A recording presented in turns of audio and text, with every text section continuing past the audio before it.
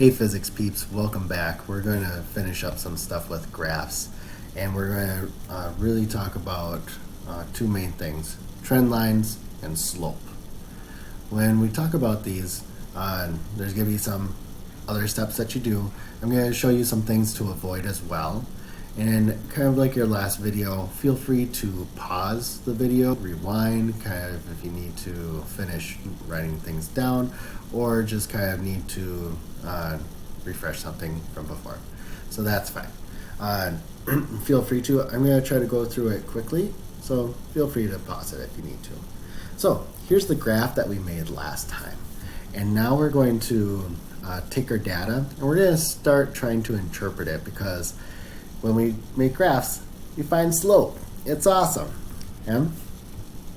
So to get there, oops, here we go. Before we can even find slope, we have to first find a trend line and draw a trend line. So when we draw a trend line, it is exactly what it sounds like. It is a trend. It's a trend of our data. And it's a line, a straight line that we end up making. So it'll end up probably being something like a diagonal line, or it could be a flat line. It could be a line that's coming down at an angle too. But the key is that it follows the flow of our data. It's useful to, if you have a straight edge like another piece of paper, a side of a folder, or something that, or if you have a ruler, you could use that too. Okay? But another key thing is it does not have to start at 0. We'll come back to that. So we're going to start with, it follows the flow of our data. When we look at our data, we're looking at which way are our data points actually going. Even though we have like these two sections of our data, it's really all flowing in kind of one direction. And if I take my finger and I trace that out on my paper, I can actually just kind of follow that data, and that really is my trend line. I'm going to make one line. I'm going to try and make it as straight as I can. So I'm kind of freehanding this, so just kind of bear with me. Ooh, that's not too bad. So it follows my data, like as if I were to follow it with my finger back and forth. And that's my trend line. It follows the trend of my data. What if your data looks something like this, though? Then it's kind of gets a little tricky, but it's actually not that bad. A trend line, again, it always follows the trend of your data. And this data, it's kind of scattered around, but if you were to take your finger and try to trace it back and forth, it's actually kind of going up and down this way, or kind of at an angle. And that is really going to be my trend line. It's going to follow that data. You want that trend line to be like in the middle of a lot of your data points. You have some above the trend line, you have some below the trend line. You might have data points that are all on the trend line. You might not have any data points on your trend line. It might go in between everything, and that's okay. But the key is that it's following this flow of the data. It's coming up and to the right this way. Notice that this also doesn't come down and meet the origin. It doesn't have to go through the origin in order to be a trend line. Let me show you examples of things that are not trend lines. Okay? So things that are not a trend line would be like this. That's not a trend line. It doesn't follow the data. This is not the trend line because it doesn't actually follow the data. It might follow close to these 2 points, but all these other data points aren't even kind of represented by that line. This isn't a oops, that's a really horrible one. Oop, oop, oop. Oop. This is not a trend line. It might try to pass through some data points, but it doesn't represent it. And this is also not a trend line because it might go through data points, but these aren't represented by it. So your trend line, again, it follows the trend of your data. It goes in between your data, so it might not even hit everything. If you have all your data points on your trend line, that's awesome. That's great. It's also not connect the dots. And so your trend line should not just go from one dot to the next. That's not a trend line. That's connect the dots. Trend lines, one straight line, that's it. So make sure that on your data, you have a trend line that looks something like this. Again, you want to do straight line. If it goes through all your data points, that's great. And there are going to be some that might not actually hit, and that's okay. Okay? So that's a trend line. Okay? And you'll be drawing those out. They represent our graph. But what does that actually do for us? It makes it a little easier actually finding slope. Okay? And when we find slope, you're going to put this onto your graph. Make sure you first have this trend line. You have to have that trend line on your graph. Okay? Next thing we're going to do is figure out the slope. But it's going to be a slope from the trend line, not necessarily our data table, from the line. The line is actually useful for us because it kind of takes out some of those errors that we kind of talked about. If some data points were a little bit off, this actually kind of averages everything out and makes it workable and usable to us. And it's telling us the trend. So when we solve for slope though, we're going to use this rule, y2 minus y1 over x2 minus x1. They're talking about y values and x values that are on our graph. But you have to have 2 points that it works for, and those points need to be kind of far apart. And here's kind of what we mean by that. When we look at this, again, we're not looking at the data points anymore or the data table. And we're going to use just the line. And I'm going to work this out down below. I'm going to write out the slope equation. I want you to write it on your paper too. Okay? So our slope, it's equal to this y2 minus y1 over x2 minus x1. I need 2 points in order to figure this out, the slope. Okay? I don't want those 2 points to be really close to one another like that. I want them spread apart. And I want to actually make it kind of easy on myself too. And there's going to be some times where your data points actually will come out to be the same as your data table, and that's okay. But when I say like make it easy on yourself, here's kind of what I mean.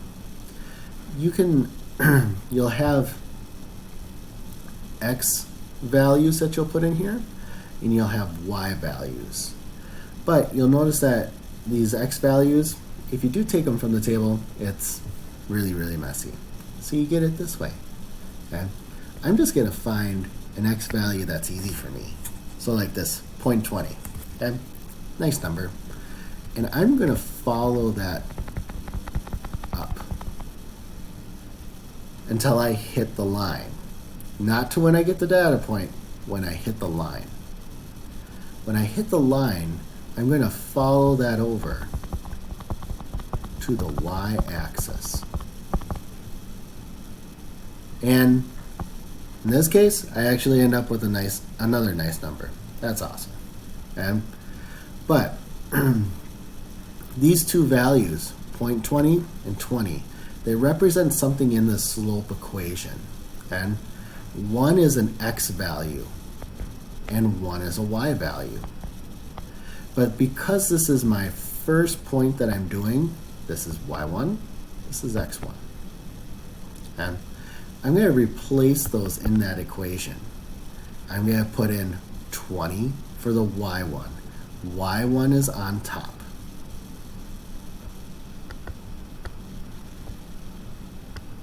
And 0.20 for x1.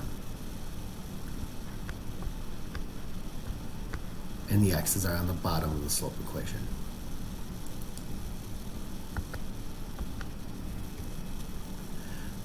I need these y2 and x2 as well, and those are going to come from my second point. My second point is going to be further along trend line. I want it to be far apart though from this. I could actually have it about here or so, but again, I kind of want to make it easy on myself. I can find a nice number, and oh, here's a nice number along the bottom, and I'm going to follow that up until I get to the line, not the data point, the line. So if this is my first point, this is now my second point. And then I'm going to follow it over as straight as I can to the y-axis. Now when I get to the y-axis, if I don't hit this 50 exactly, it's a little bit below, that's okay. And I'm going to actually estimate what that is. So right here, this is going to be my new y value. Here's my x value. But because it's my second data point, this is my x2, here's my y2. And my y2, because it's not right on 50, it's like 49, I'll say. Like here's 40, here's 50, 49. Okay? I'm going to put those into the equation. Y is on top, so y2. Oops, not y2. Need a number there.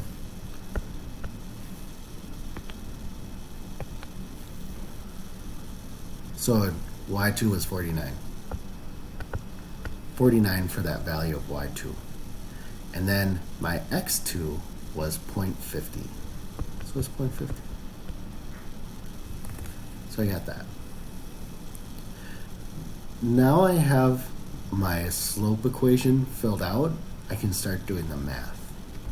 It's important to do one part of the fraction at a time, meaning that do the top part, subtract these numbers. 49 minus 20, you get 29. Divided by these numbers that are on the bottom. So it's 0.50 minus 20, or 0.20, we end up with 0.30. Now that I did my subtraction, I'm going to divide them. You can do that on your calculator, you can use your phone, you can use a browser if you need to. But when you do that, 0.29 divided by 0.30, you end up with something that looks like this. So it comes out to be like 96.67. Go out just 2 decimals and you're good. Okay? When you're finding the slope though, you use this equation and you solve it out this way. So you know that slope is rise over run, and some people use that. But be careful, because sometimes if you just do rise over run, some people end up just kind of trying to count like squares if you have a piece of graph paper, or some people just start counting from 0, and that's not always the case. Make sure that you do this y2 minus y1 over x2 minus x1. It's what we'll use in class. We'll give you reminders and all that stuff, and you'll have that on quizzes and tests. Make sure you use that. So we found our slope. But slope, it's not enough to just find slope, because it's like, why? Why do we find slope? Slope actually has a meaning to it. And the meaning comes from the units. We did this work to figure out the slope, but the units play an important role, because our y values had units of centimeters, and our x values had units of seconds. And when we use that, these units, whatever I did with the numbers, I also do with the units, actually tell me the unit for my slope. It's centimeters per second. That unit you've seen before. That's actually a unit for speed. So our slope tells us speed. Nice. And that's the speed of the ball going across that little track. It's 96.67 centimeters per second. So thanks for watching this. What you need to have on your paper, you need to have your graph, your trend line, you have to have your slope. You have to have all the other stuff that's included in there. And then you'll post this into your fill. But feel free to rewind it if you need to, and feel free to ask your instructor for questions too if you have other questions. Have a great day, guys. We'll see ya.